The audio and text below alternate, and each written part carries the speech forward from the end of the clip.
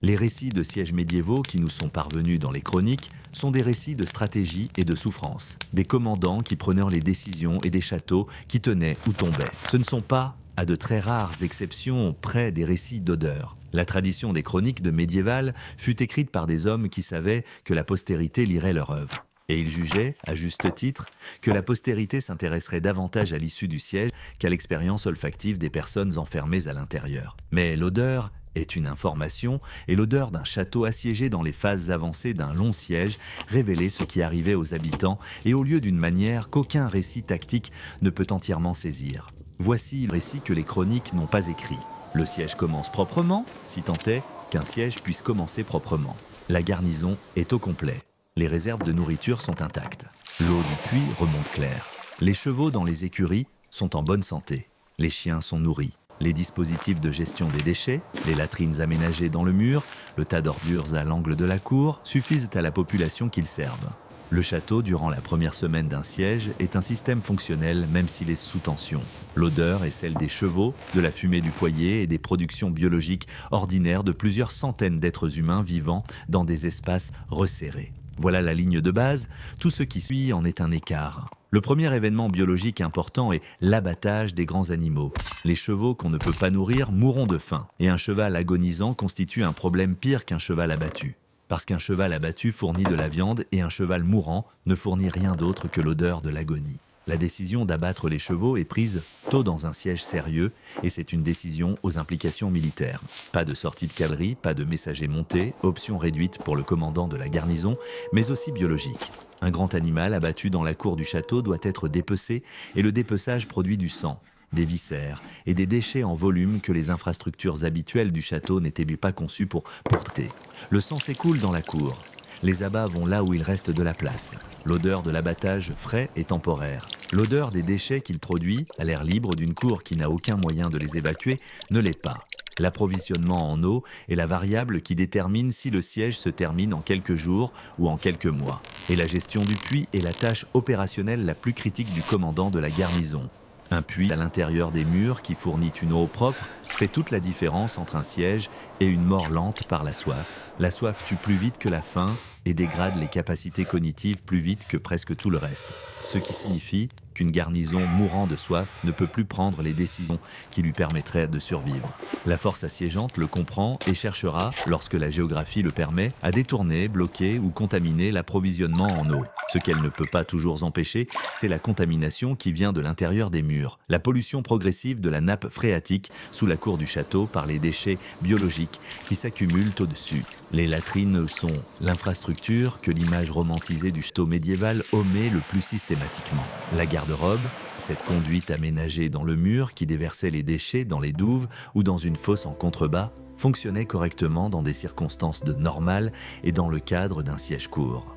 Un siège prolongé modifiait les deux variables. Les douves, si elles constituaient la destination des latrines, accumulaient des déchets dans des volumes que l'écoulement normal de l'eau ne pouvait plus disperser. Et l'odeur des douves d'un château assiégé à ses derniers stades est mentionnée par suffisamment de commandants assiégeants pour former un motif constant dans la littérature militaire de l'époque. La fosse, si c'était elle la destination, finissait par se remplir, et une fosse de latrines pleine était une fosse qu'il fallait vider ou abandonner au profit d'alternatives que l'architecture du château n'avait pas prévues.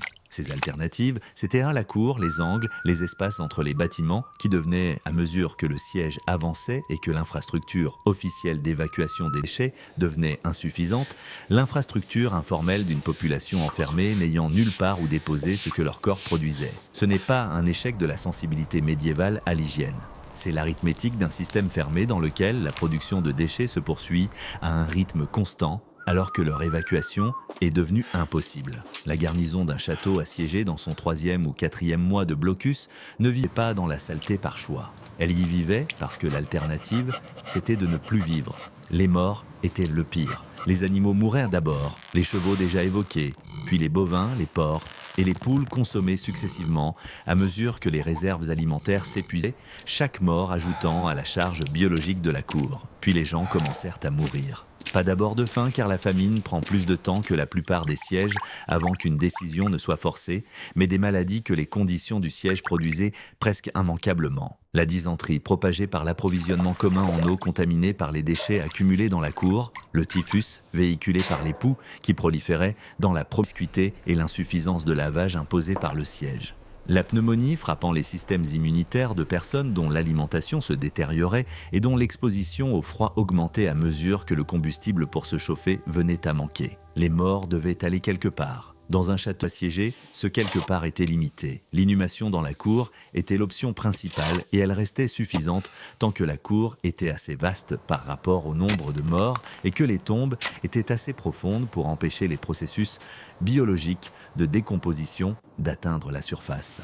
Mais à mesure que le siège se prolongeait, que le taux de mortalité augmentait et que l'état physique des survivants se dégradait, la profondeur des tombes diminuait, l'espacement entre elles diminuait aussi, et les processus biologiques que les sépultures profondes avaient contenus commencèrent à remonter à la surface de la cour et à pénétrer la nappe phréatique ainsi que l'air. La force assiégeante, campée dans les champs à l'extérieur des murs, avait ses propres problèmes biologiques. La maladie circulait dans les camps de siège avec l'efficacité propre à toute concentration d'hommes soumis au stress et à une mauvaise hygiène.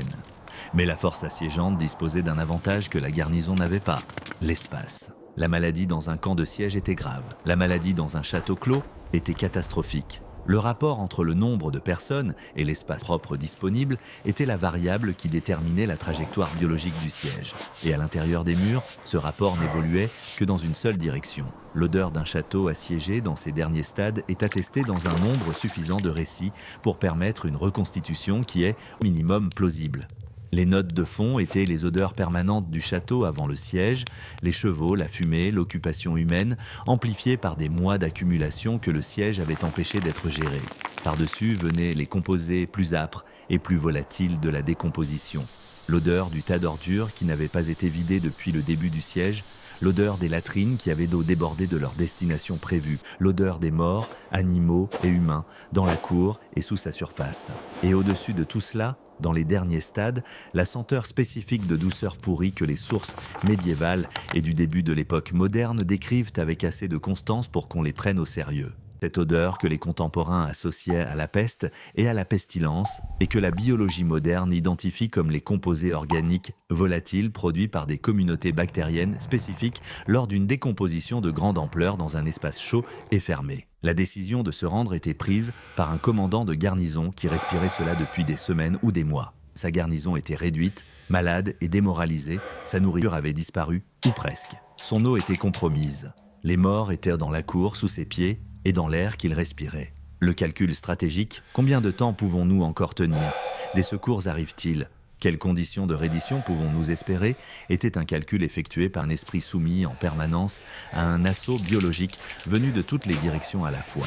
Le commandant assiégeant, entrant à cheval après l'ouverture des portes, pénétrait dans un autre monde. Il avait été à l'extérieur des murs. Il était en bonne santé, nourri et accompagné de l'odeur de la campagne ouverte. Le contraste entre le monde dans lequel il se trouvait et celui dans lequel il entrait était physique, immédiat et tal. Les chroniques qui relatent le moment de la reddition et l'entrée de la force victorieuse notent parfois, dans le langage condensé de l'histoire officielle, que le château fut trouvé en mauvais état ou que la garnison était très diminuée. Ce qu'elles veulent dire, et ce que l'odeur dans la cour révélait à la force entrante avant même qu'un mot ne soit échangé, c'est que la biologie à l'intérieur des murs avait gagné le siège avant que le commandant n'ouvre les portes. Le château ne s'est pas rendu. Le château avait déjà été vaincu par ce que le siège avait fait de lui.